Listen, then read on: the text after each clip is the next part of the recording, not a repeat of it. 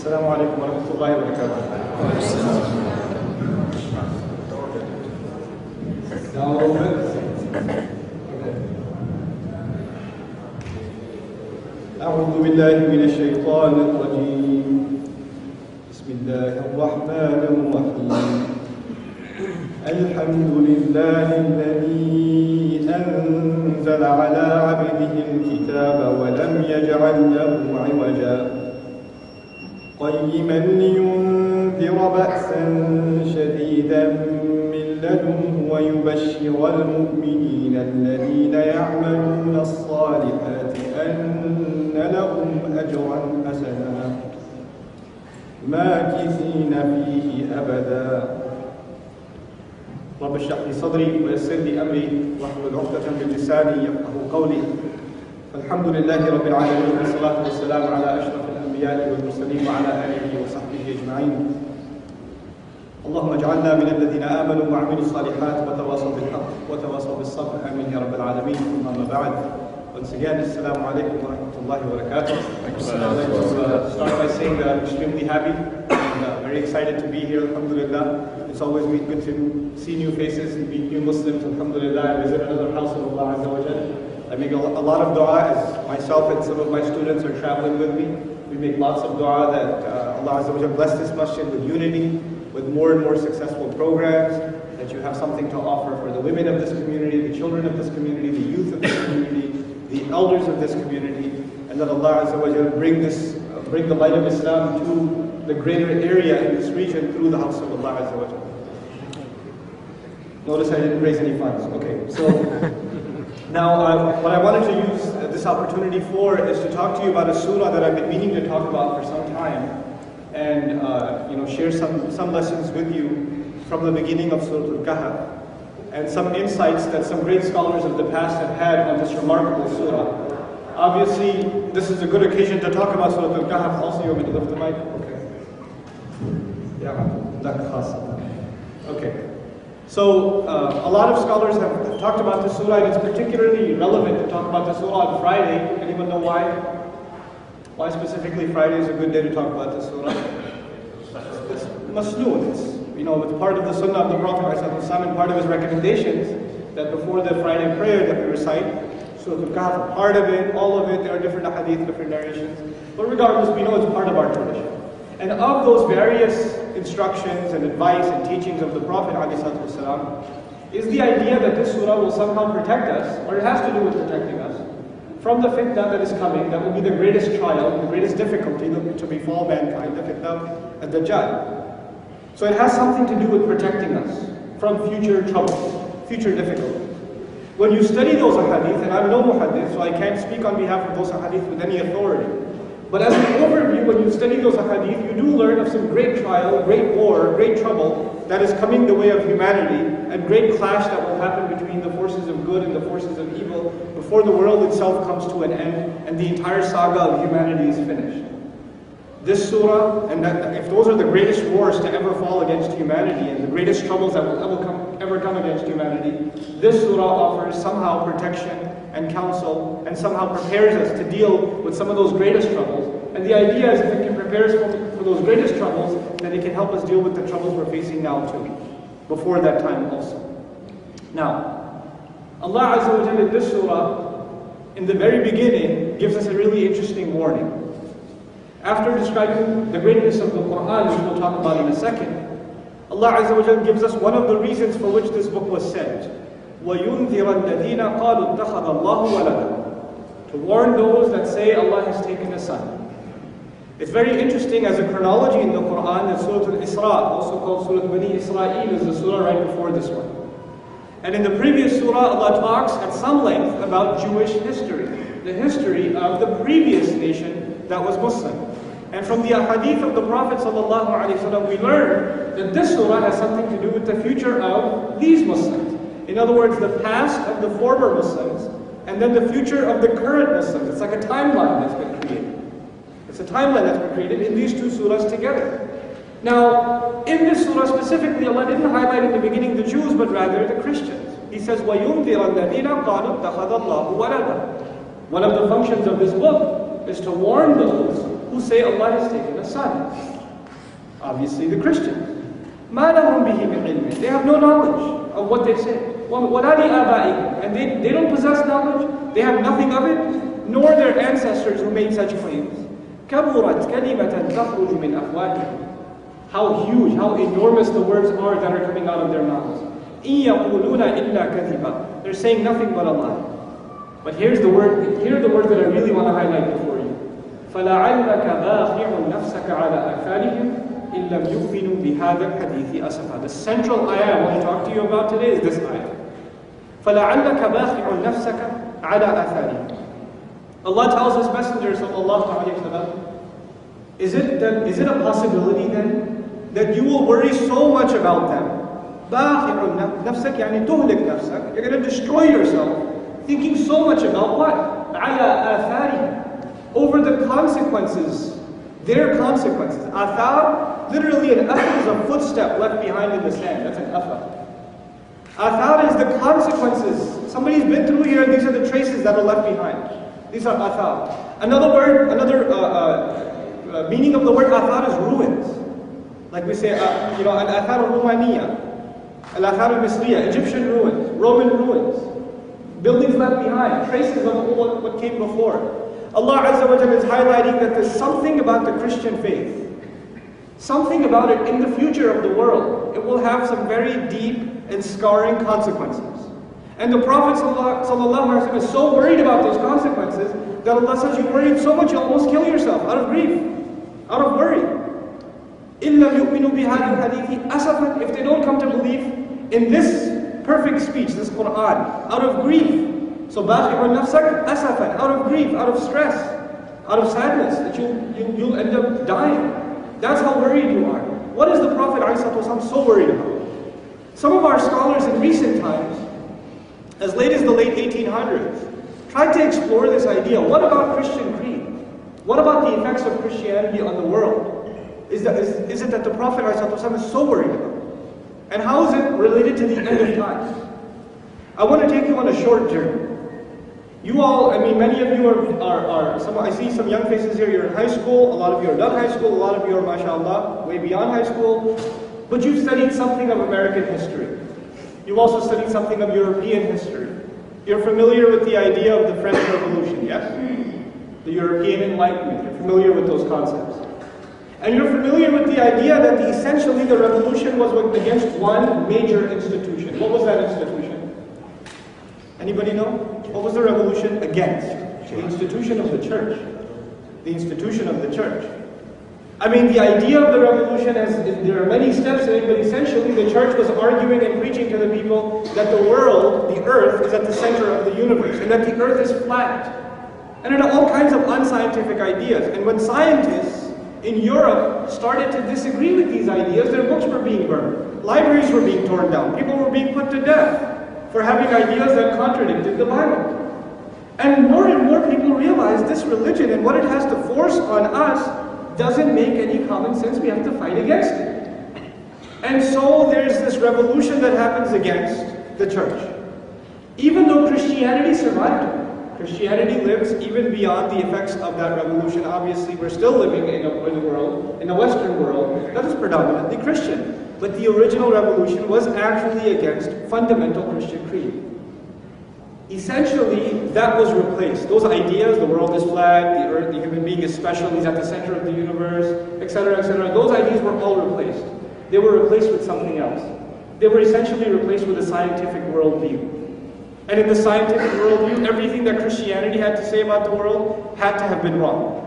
In other words, the world is not flat. We're not at the center of the universe. And if Christianity argued that the human beings are the most special creature in the world, we're the special creature chosen by God, etc., etc., well, that idea must be dumb also. We're just any other creation. We're just like any other animal. We're just more evolved than they are. That's all we are. This idea started taking hold. The scientific mind started arguing and wrestling with the religious mind. So even those that are religious, when they go into higher studies, they say, you know what? When it comes to evolution, when it comes to higher philosophy or science, I leave my religion out of it. I don't like to think about it. Because I know there's too much of a contradiction. I just can't handle it. So I'll stay religious if I can on Sunday. if I can. But other than that, I have to move on with my life and think about things, in the real world through what is the real study of the world, science, technology, research, etc., etc. As a result, something else happened. This idea of science replacing Christianity slowly started becoming science replacing religion altogether. In Europe, there was already an idea that they are the supreme civilization. All other civilizations are somehow beneath them. To this day, actually, and originally, you know how we call them Orientalists? Orientalists are people that study the Orient, meaning the East. But the original inquiry into the East was very similar to, maybe some of you have seen Discovery Channel documentaries where they study animals. And they have the camera on the lion and they say, look how interesting, the lion's waiting for his prey. He's about to attack. And he's off. What a remarkable study. And they're studying these animals and they're saying, what a remarkable study. Well, they studied Chinese civilization. They studied Hindu civilization. They studied, Muslim civilization. They say, what a remarkable religion. They chant their Quran, with this underlying assumption that somehow they're the superior religion and they're studying these inferior cultures that are so interesting. We find their artifacts and their art so interesting. I was talking to a professor like that. I was talking to him about Islam. All he kept bringing up to me was, your architecture is really remarkable, The tapestry in your I'm not talking about your architecture. I'm talking about the architecture of the human being. Not of our buildings, but this lens by which looking down at all the religions. Because religions in and of themselves, they're false, that's already been proven. So since Christianity has been disproven, that must mean all religions have no value. They're all out the window. And all the arguments for faith that Christianity has to produce, well, how can any other faith have any other kinds of arguments? This was obviously the number one religion. So if this one lost, everybody else lost by default. They don't even have to be entered into the contest. You understand? This mentality, as a result of it, there are several consequences. We're talking about the consequences of Christian civilization. Allah says, will you kill yourself in grief over their consequences? We're seeing more consequences of Christian creed in the world today than ever before. As a result of that war against an irrational faith, a war against all faiths began. And it didn't have to be a war of weapons. It was a war of ideas. It was a war of education systems. How many people here got an education in India, Pakistan, for example? A little bit of an education. Okay, me too. I'm a fob, proud fob. Okay, if you don't know what fob is, then you're probably not one. So, okay. But anyway, let me tell you something about that. So we're in 8th grade in Pakistan, and we study matter can neither be created nor destroyed. We're still learning, in the 90s, we're still learning Newtonian physics. In my exam, on the paper, I literally had to write what matter can neither be created nor destroyed, and if I don't write that, I'll get points off. That statement in and of itself is against what we believe as Muslims. The only one who is not created, and the only one who cannot be destroyed is who?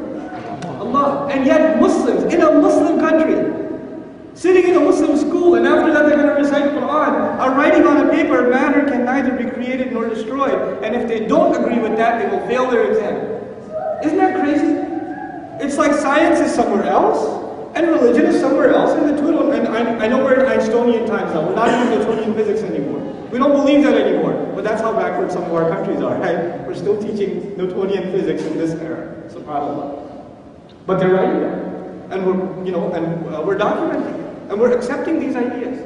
But it has spiritual consequences, and let me tell you what they are. In a religious world, you have two concerns. Your primary concern is saving your soul. Concern is serving God. Even if you don't have Islam as the religion, whatever your religion is, your focus is God, your focus is worship, your focus is your soul. When God is removed from the picture, your soul is removed. There is no soul. Can you scientifically prove there's a soul inside us? No. There is no EKG scan. There is no monitor that you have in the hospital that can check whether you have a soul or not. So let's not worry about the things we can't see. The entire point of the scientific revolution is, let's study and explore and focus on things we can see. If we can't see it, don't worry about it. Whether it's there or not, who cares? So okay, God, no God, who cares? I'm an agnostic. I don't care. That's not the point. What is there right now in front of me is the human body, the physical universe, science, technology, finance, etc., etc., etc. That's what we should worry about. So the focus of the human being shifted from serving God in the unseen, from being amazed by God. You know what they are now? They're amazed by the universe. I've seen some documentaries too about the universe. And of course, we're supposed to, as Muslims, appreciate the universe. And we're supposed to study the universe and explore it, because the more we appreciate how great the universe is, it makes us realize how great Allah's creation is. But I was listening to this documentary, and this physicist is talking about the creation and the constantly expanding universe, and how tiny the earth is compared to the constantly expanding universe. And constantly, it's almost as though he's praising the universe itself. It's such an amazing thing. It's so incredible, this universe. I love studying it. I'm fascinated by it. Nature is such a powerful force, etc., etc., etc. Where does he not? He can't go one step further. The last thing he can appreciate, the thing he will appreciate more than anything else is what? The universe itself. What step is he not willing to take? Allah. Who put this universe in? He can't take that step. They will study everything. They'll study the human body. They'll study the human body. They'll study health. And they'll come to appreciate the intricacies of the human being, but not appreciate the one who designed it, the one who put it in place. And so the focus of humanity, not just some people, humanity, regardless of your religion, the focus became the things we can see. The focus became your job, your promotion, your money, your physical health, your worldly things. And if religion does have a place, it has a place maybe once a week. Maybe once a week we can make some time. So the Hindu might show up at his temple, the Christian might show up at his church, the Jew might show up at the synagogue, the Muslim might show up at the masjid. But that's just once a week if you have time. And usually what should you try to do? Try to leave as late as possible, so you catch as little of that annoying khutbah as you can. And park outside the parking lot, because you don't want to get stuck anywhere. You don't want to spend too much time in the masjid. You might get infected. So just spend as little time as you can in the masjid. Come in, basically barely catch the second rak'ah. That's what the majority of Muslims do. Barely catch the second rak'ah, and then get out of here immediately. That's what we have to give to religion. Now we can focus on why we are really on this earth. To get our promotion, to expand our business, to go further. You understand? And then the even crazier thing happened. Christianity felt like it was an orphan. I told you, originally the war was against science and what? Christianity. Then eventually it expanded to all religions. But Christianity felt like, hey, what about us? You left us behind? You can't just leave us behind, the Christian faith behind. So Christianity started trying to keep itself relevant. How did it keep itself relevant? It started pushing the idea, hey look, the Bible has a lot of science in it. The Bible has a lot of scientific facts in it. You know, and therefore the Bible is as good as science. Because science is the top dog now. So if you want to be relevant, you have to be at least close to at least we agree with science. So let's show the scientific phenomena in the Bible so that people will say, okay. It's not entirely irrational, at least some of it makes sense, so we can accept it a little. We can have these proofs. In the mind of the person who's evaluating, who's comparing the Bible and science, and they're looking at scientific measures, you know what they've already accepted? They've already accepted science as superior to revelation. Revelation has to come and compete with science, and if it agrees, then we'll take it. If it doesn't agree, then who needs revelation? And guess what happened later on in recent history? And I'm not saying we shouldn't study science in the Quran. Please mark my words carefully. I'm saying we should study it. But the attitude has to be right. If we're exploring science in the Quran for the purpose of, hey, look guys, there's science in the Quran, that must mean we're a legitimate religion. Islam has been a legitimate religion with clear proofs before any scientific development that we see today. Before any of it. The proofs have always been there. They're not new proofs. They may further help us, fine. But this is not the reason for which Islam all of a sudden, now we know for sure, yes, Islam is the truth because it has certain scientific embryological facts, or it has certain geological facts, etc., etc. It's not the correct way of thinking. But this mentality shows you something, that even many Muslims have in the back of their minds accepted the superiority of what? Science. The knowledge that human beings seek to learn. And they've put that in a place higher than the knowledge of revelation, the knowledge that Allah Himself gives. The knowledge that Allah Himself gives. It's a strange situation. And even the Muslim finds himself in that situation. So that's one, the intellectual problem. But the second is even a deeper problem. To help you understand the second and the deeper problem, inshallah ta'ala, which is what this surah, Surah Al-Kahf, is all about. It's about materialism. Let me tell you what that means in simple terms. I, for fun, and I've said this many times in my talks, I listen to a lot of Christian talk radio and I listen to a lot of preachers. I want to know what they have to say, the different denominations. And there's one theme running across the Protestant faith and all of its variations. The Catholic faith said this world is evil. You, in order to get close to God, you have to deny yourself pleasures. So the highest, the most spiritual people, the Aimma, the Ruhban in the Christian faith were the monks. And the higher you are spiritually, that means the more you have denied the world and its pleasures. You don't eat delicious food, you don't wear comfortable clothes. Allah Azza wa Jalla says they tried to deny dunya even though it's natural for them. فَمَا رَعَوْهَا حَقَّ رِعَايَتِهَا. They weren't able to give it consideration as it deserved. They tried though. They tried to deny the world. They're not going to get married, they're going to live in a monastery, they're going to deny it because the world itself is evil. Human beings are essentially, the world and everything in it is evil. The Protestant faith comes along and says, no.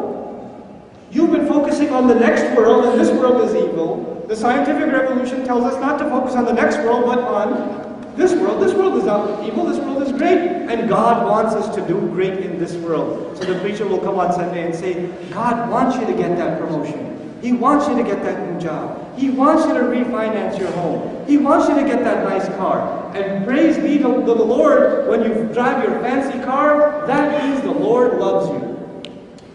That's how you know the Lord loves you. In other words, the more dunya you have, the more worldly acquisitions you have, that must be proof that who loves you more? God's, the Lord's great. The Lord's helping me out. He's been so kind. That's what He wants you to do. This mentality, the more dunya you have, that must be proof that Allah is really happy with you. And if you don't have a lot of dunya, there must be something wrong with you. You need to pray, bro. In other words, even if you pray for dunya. You see that? Even something that was supposed to be focused on God, now even that became focused on dunya. Did that affect the Muslim mind, this attitude? Did it affect the Muslim mind? Did the Muslim end up only asking dua for dunya? Did that happen to us? Even when we make dua, رَبَّنَا آتِنَا فِي الدُّنْيَا حَسَنَةً وَفِي الْآخِرَةِ حَسَنَةً وَقِنَا عَذَابَ النَّارِ. All of you know this dua by heart. And you know in this dua we ask for two things, dunya and akhirah. But you know what's going on in your head, don't you? Ya Allah, I know it says dunya and akhirah. Akhirah can wait until the akhirah. Let me just get my promotion now. Let this interview go well. Let me get married to her. Let her family say yes. Let the immigration interview go properly. Let me become a citizen. لِيَكُونَ مِنَ الْخَالِدِينَ. Right? So I can be permanent resident. Right? Let me just get that. Even though we ask in that dua itself, we're asking for dunya and akhirah, our focus in our head is still dunya. It affected us. We got infected by it. Some years ago, I met a brother who had a very difficult life. Subhanallah, he had a very difficult life. He was actually, he used to work in one of the Gulf states, Muslim brother, Pakistani fellow. He used to work in one of the Gulf states, and his sheikh took his visa, his iqama, the passport, and he wouldn't give it back to him. And he kept him working for him for 5 years, he didn't pay him. Just food in a room, that's it. And somehow or another, he stole his passport and ran off. And got away, and he moved to America. And he started, he took a mortgage out, and, got into some shady businesses, and eventually ran an ice cream truck. And he was making good money running his ice cream truck, and he was paying mortgage on his ice cream truck off, etc. By selling ice cream in the summers. And I met him at the masjid because he used to sell ice cream at the Sunday school. So I met him at the masjid, he's telling me his life story because Allah has been really good to me. As soon as I applied for my mortgage, I got approved right away. And when I wanted to refinance, I got approved right away too. And I don't need, most of my income is cash. I don't have to report most of it. Because it's cash. So I report like maybe $10,000 and I get government support on top of that. Allah has been very kind. His proof that Allah is kind to him was, he gets to get away with a lot of cheating. He gets to get involved with questionable practices, financial transactions. He gets to get into that stuff and make a lot of money. That must mean if Allah was mad at me, I would have been bankrupt. Well, I used to be in big trouble, now Allah has made my life good. This is proof that Allah loves me. This is the same surah that will trash that mentality. It will destroy that mindset. In this surah we will learn the story of two gardeners. One of them is very wealthy, and he says, مَا أَظُنُّ أَن تَبِيدَ هَذِهِ أَبَدًا. I don't think this will go anywhere. وَلَئِن رُدِدتُّ إِلَىٰ رَبِّي. Even if I was to go back to my master, لَأَجِدَنَّ خَيْرًا مِنْهَا مُنْقَلَبًا. I will get even better. If Allah gave me so much in this dunya, that must mean He really likes me. He's going to hook me up in the after. Oh my God. I can only imagine. If I got a big screen TV here, I can't even see, imagine the dimensions of what He's going to give me in my entertainment system, in my paradise, my mansion in paradise. That's his mentality. This mentality is poison. What we enjoy in this world, what Allah gives us in this world, when Allah allows you to buy a house, when Allah allows you to pay off the house, when Allah allows you to get a nice car, you're allowed to have all of those things. By the way, one said, only worry about dunya. The other said, dunya is evil. What does the Muslim say? What does the Muslim say? Allah Azza wa Jalla tells us what to think.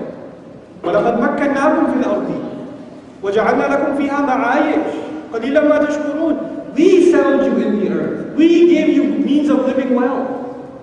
How little you thank. In other words, you should have good things in this world. Allah gave them to you. It's not a punishment. The world is not evil. And you should be grateful to Allah Azza wa Jalla for it. We understand that the things Allah gave us in this world, all of them, the luxuries and the difficulties, all of them are a test. It's not good and bad in and of itself. A lot of money is not necessarily good, and no money isn't necessarily bad. That's not how we think of good and bad. The wealthy person is not better than the poorer person. They're not. They're not. One is closer to in the eyes of Allah than the other. It doesn't work that way in Islam. It doesn't work that way. Both of them are a test. It's just a different test. Some people Allah tests them with money. Other people Allah tests them with poverty. Some people Allah tests them with luxury. Some other people Allah tests them with difficulty. Some people Allah tests them with health, strength. Some other people Allah tests them with sickness, weakness. They're all a test at the end. Now, this is the world in which we live. I'll tell you how these things affect us. This seems like a philosophical conversation. Let me bring it down to the level of children. Specifically children. I was in front of Sunday school kids one time in my life. Used to be Sunday school. And I brought some pictures with me. I brought a picture of a guy driving a really expensive convertible car, driving up into a mansion. Then I had a picture of a homeless guy, living in a cardboard box in one alley in New York City. Right? Then I had a picture of somebody, having a lot of cash in his hands. And you have a picture of somebody holding his hand out like this. He's got a couple of pennies in his hand, somebody asking him, or to take pennies. So I asked the students, you need to tell me which one of these people is successful. If I point out the pictures of the successful people and point out the pictures who are losers in life. There was no disagreement. All the kids said what? The wealthy is successful. The poor one is a loser. If he doesn't have money, if he doesn't have a house, obviously he's a loser. You tell me, Fir'aun had a nice house or no? He had a nice house or no? Was he a loser or no? He was, wasn't he? Ibrahim alayhi salam lost his home or no? Was he kicked out of the house? So he was homeless? A winner or no? We don't judge by those standards. The Messenger of Allah sallallahu alayhi wa sallam lived in a cave. He was literally deported. He lost his citizenship. He was deported from Makkah. He sallallahu alayhi wa sallam lived in a cave. Success or failure? Success. Our judgment is different. The way we think about these things is different. But the world is wrapped up in a certain mentality. It's wrapped up in it. And it's constantly being reinforced. This materialism is constantly being reinforced. And it's not just being reinforced by some kafir media. It's being reinforced by Muslim cultures too, that have been infected by these ideas. Your parents will tell you, yes, studying Quran is nice, but your real goal is to become a doctor. I have no problem with Desi kids becoming doctors and Arab kids becoming engineers. Let me qualify my statement, okay? I have no problem with you guys pursuing law and medicine. Go ahead, be the best doctor. Actually, own the hospitals. I encourage you. Don't be a doctor at the hospital, own the hospital. Be the best you can be. Fine. But you know, when the parents are pushing their children into these careers, they're not thinking, my son is going to save lives. My son is going to become a force of goodness in the world. Allah will use him to serve the deen better and better. What's the thought in the mind? This is success. This is not success. This is not how a Muslim thinks. But this is how we've started thinking. The reality is that is how we have started thinking. This is the mentality that has to be cut at its roots. Allah Azza wa Jalla says in the beginning of the surah, and I'll take it in the beginning of the surah, I'm almost done. Alhamdulillah alladhi anzala ala abdihi al-kitab wa lam yaj'al lahu iwaja. All praise and gratitude belongs to Allah, that sent upon His slave the ultimate book, the final book, al-kitab. وَلَمْ يَجْعَلْ لَهُ عِوَجًا. He didn't leave any crookedness, any deviation, any room for criticism or attack in this book. The whole revolution against religion happened because they found crookedness in a book. And Allah says, I sent a book that has no crookedness. Now try to find it. So if the world has gone crooked, what's going to bring it back is the book of Allah. We have to become people that internalize the book of Allah and are able to effectively communicate its ideas. Not only so we are healed by them, that we're able to heal others with them. That we're able to share with others the powerful ideas that this book contains. Qayyiman, it will stand upright. This book is not going anywhere. Philosophies in the world will come, rise and fall. Systems will rise and fall. Economies will rise and fall, and we're seeing that today. Who could have said the European Union is going to go somewhere? 15 years ago, 10 years ago, who was going to say the European Union is done? Greece, forget it. You know how desperate Turkey was to join the European Union? How desperate they were? And now they're like, actually, no thanks. You know what? Can I get back my application? What are they going to do joining that sinking economy for? The world changes. But Allah says this book, its teachings, its values, its principles, its solutions for humanity are upright. Qayyiman. It will stand upright. It will be in place. It won't move from its place. Now I want to leave you, one last ayah I want to leave you with. I don't want to dwell too much on this part of it. I just wanted to highlight the timeless value of the Quran in this conversation. That's one. The timeless value of the Quran. At this point, maybe I'll take, what time is Salat, guys? Half an hour? I'll take 10 to 15 minutes, I promise. And I'll stick to it, inshallah. It was kind of like Yusuf alayhi salam with the prisoners. He told them, wait, by the time lunch gets here, I'll be done. Right? And when the lunch got here, he didn't say, wait, just 5 more minutes. And I conclude with, you ever heard those speeches? I do those too. And my final point is, 35 minutes later, and in conclusion I say, right? So I'm giving myself 15 minutes, 10 to 15 flat, 8:40, 9:40 inshallah. Okay? 8:40 would have been bad, that's tomorrow morning. Okay.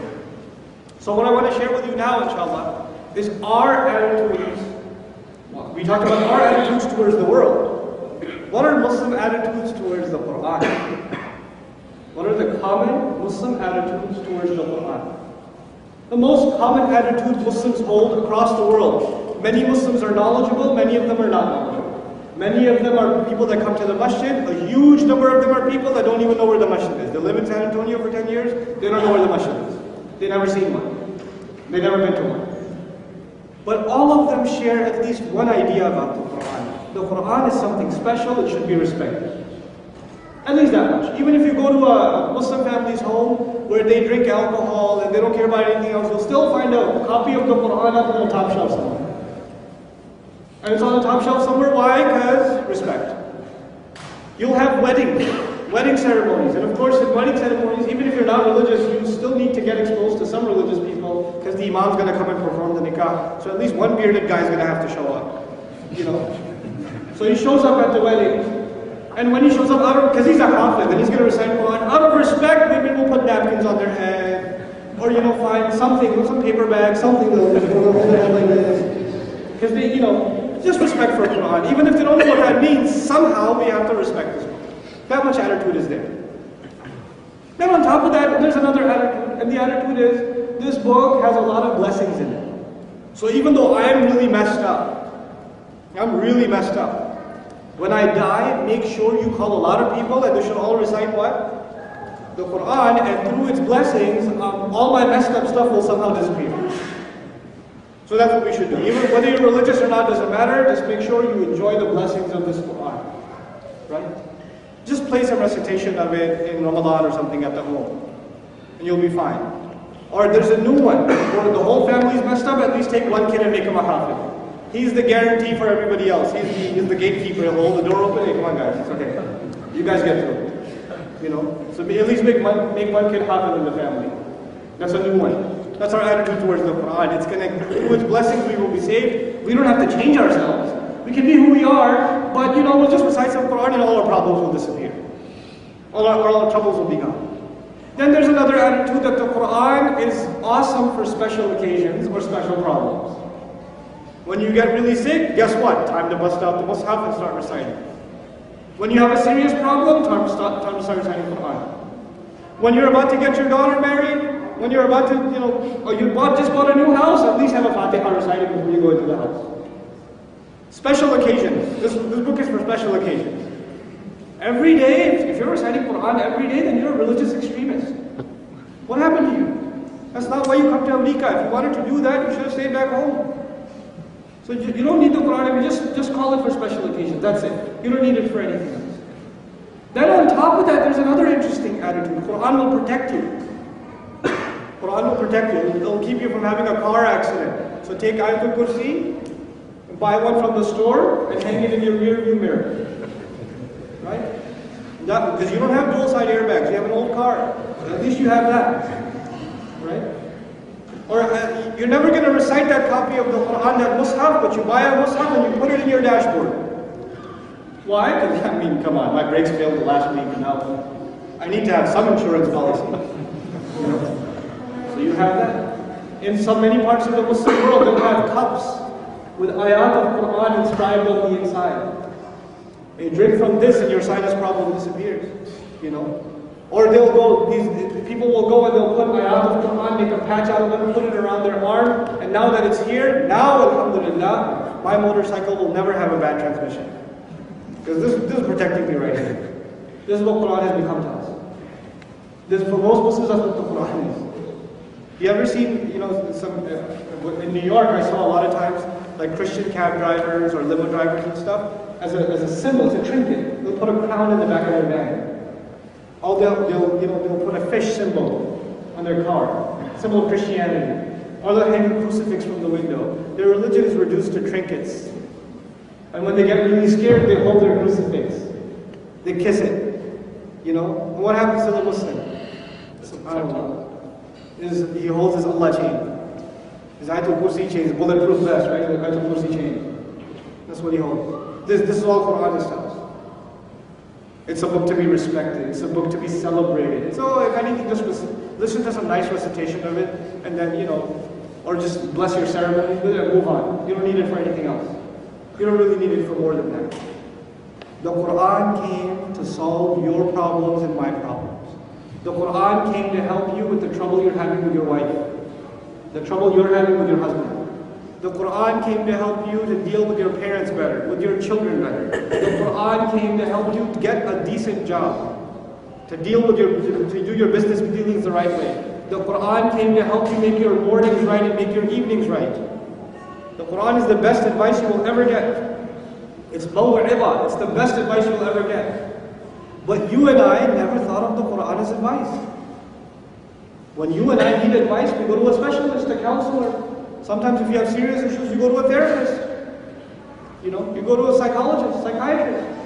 And the psychiatrist lies you down and says, tell me about your problems.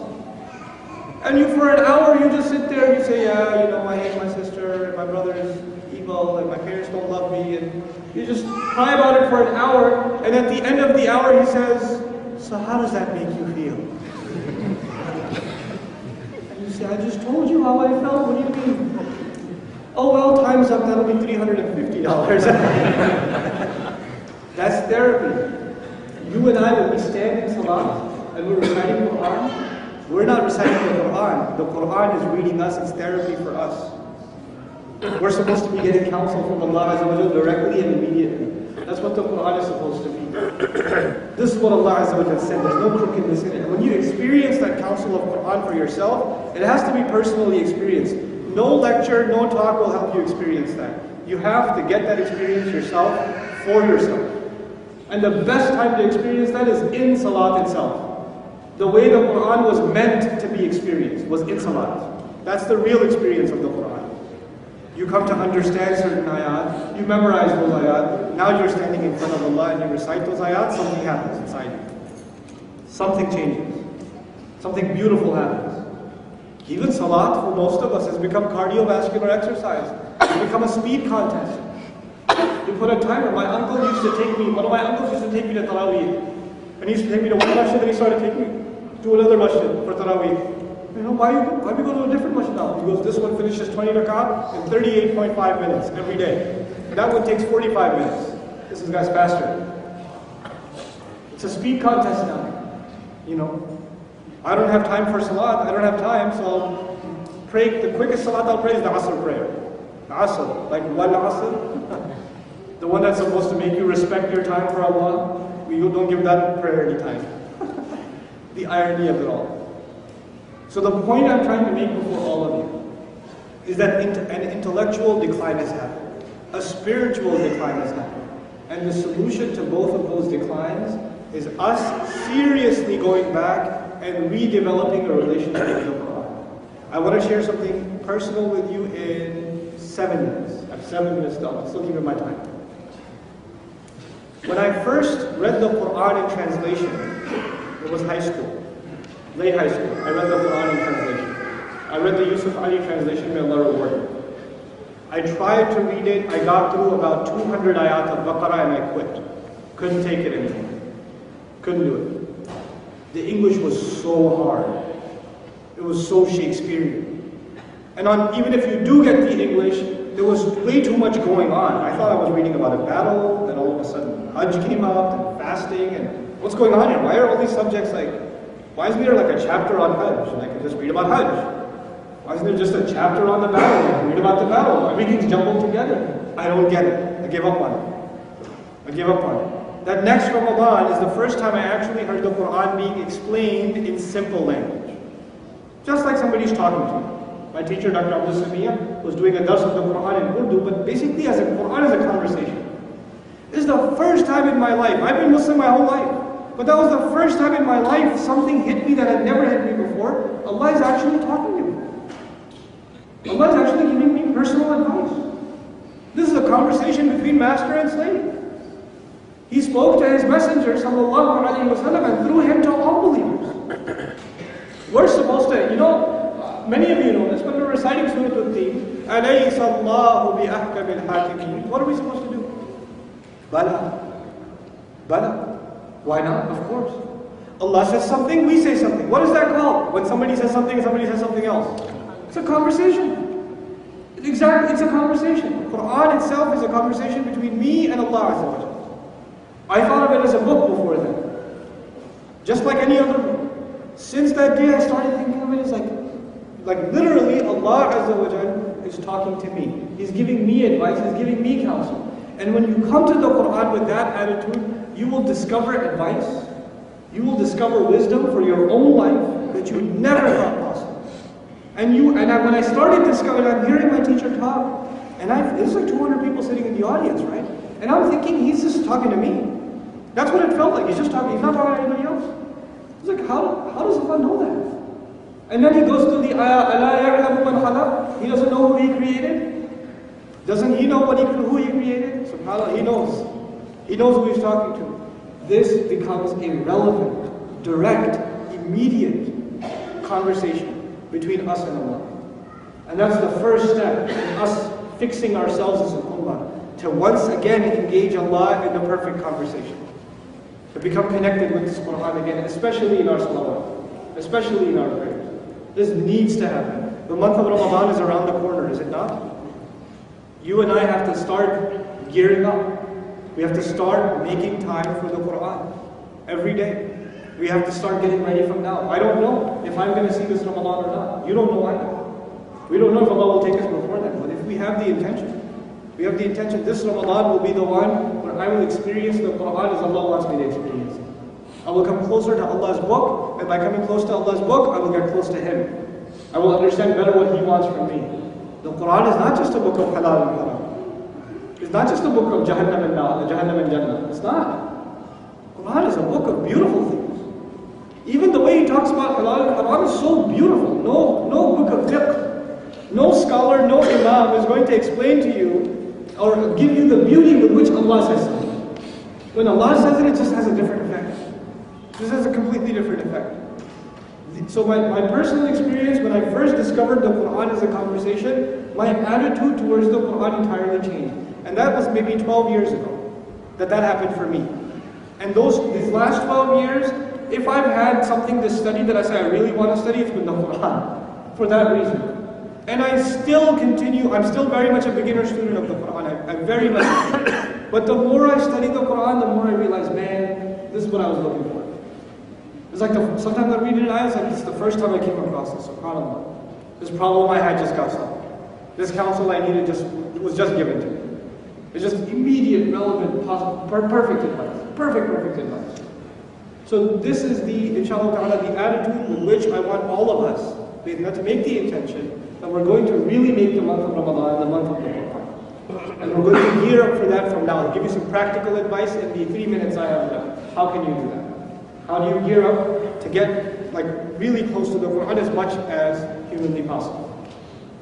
Number one, if there are halaqat of the Quran happening at the masjid, if there's a tafsir halaqah happening, if there's any study circle happening at the masjid, come to it. Doesn't matter who's presenting it, just come. Come and attend. At least for now, make the time. Come and attend. If you cannot come and attend, find whatever tafsir videos or resources you can find online and start watching them. Notice I didn't say read translation first. I didn't say that. You know why? Because I can't recommend that experience. I tried that myself. That's the one that left me confused. Right? So I can only imagine when you're reading translation of the Quran, you will probably get more questions than answers. If you are going to read something, buy a tafsir and read it. I recommend in English, very little is available. Pondering over the Quran is available in English. I recommend that. Mufti Muhammad Shafi's Ma'arif al-Quran is translated into English. I recommend that. It's good reading. It's good simple reading, and it's a good concise tafsir. It gives you fruits of the ayat and things like that. If you really don't have any time whatsoever, and you just want to read a translation of the Quran, I recommend the Abdul Halim translation by Oxford University Press. It's good, powerful translation. I don't agree with it 100%, but nonetheless it's a good flowing translation, and it's not hard on you. You're not going to find words like hast, thou, not, seeneth, and be confused like, what is this talking about? It's not going to be Shakespearean language, you know? But get involved. Start reading. This is for your understanding. But a real relationship with the Quran does not happen until you and I are trying to memorize. Start memorizing the Quran, people. Pray Fajr, 15 minutes, just one ayah. You don't have to memorize a page. You don't have to do a lot, just one ayah. Just do a little bit. But start. Don't be lazy about it. Don't overdo it. If you try to do too much, you'll give up. You'll do it one day for 2 hours and pat yourself on the back, and the next day you're like, I don't have 2 hours anymore. Do short, what you can handle. What you can do, 10-15 minutes. Memorize a little bit of the Quran every day. 1,000 miles begin with a step. Right? So just take little steps, and inshallah ta'ala, through that your salat will start becoming more and more and more beautiful. You'll start experiencing more of a joy in your salawat. As I close, I wanted to make a quick announcement. And that is, so I end exactly on time, inshallah. The announcement I wanted to make is that at Bayyinat, which has been in Dallas for a long time, I hope to bring some programs here to San Antonio. It's been on my radar for some time, but my schedule simply hasn't allowed it because of campus obligations and family obligations. I'm pretty sure you guys can understand that. But I do hope to make a trip here as soon as possible. Almost immediately after Ramadan, I think I'll try and make a trip here. Takbir! Allahu Akbar! So, but before that, I have a serious request for you. The reason I came here for this trip today, and I dragged some students here with me, is to actually invite you guys to come to Dallas for a day. I wanted as many of you as possible to come to our conference. Bayyinah is putting its first conference together, and the title of the conference is Amazed by the Quran. That's what the conference is called. And it's actually at amazedbythequran.com. That's what the website for the conference is. Myself, Sheikh Abdul Nasir Janga, and Imam Suhaib Webb are the three presenters at the conference. It's a one-day program, it's a short program, and it's meant for the entire family. The whole agenda for the program, the whole point of putting that conference together is to get a whole lot of Muslims together and study a little bit of the Quran and refresh in ourselves why are we so amazed by this book? What's so awesome about this book? The point is not education. The point is appreciation. So education is easy. Appreciation is hard. Our children, you can teach them something, but it's very hard to have them appreciate it. Your child can memorize this surah, but he won't appreciate what's the point of memorizing this surah. Why is this surah so awesome anyway? I don't get it. The point of the program is to encourage Muslims or to help Muslims appreciate the power of the Quran, the beauty of the Quran. Each of us are going to have 2 sessions each, myself, Sheikh Abdul Nasir, Imam Suhaib Webb. So I'm really excited to have this opportunity to come and speak to you and try and invite you to the program. I'm going to ask if you guys help me pass these out as I'm speaking before you, and my time is up past the announcement, so whatever questions you may have at this point, you're welcome to ask, and I hope you guys benefited, inshallah ta'ala, and I also hope to see you guys very, very soon. This is on June the 30th, by the way, so if you can mark your calendars, this is Saturday, June the 30th, and I hope that you guys with your families can come and make it and sign up early so that the seats aren't filled ahead of time. It's amazedbythequran.com. Jazakumullahu khairan, wassalamu alaikum wa rahmatullahi wa barakatuh. If there are any questions, I'll take them now.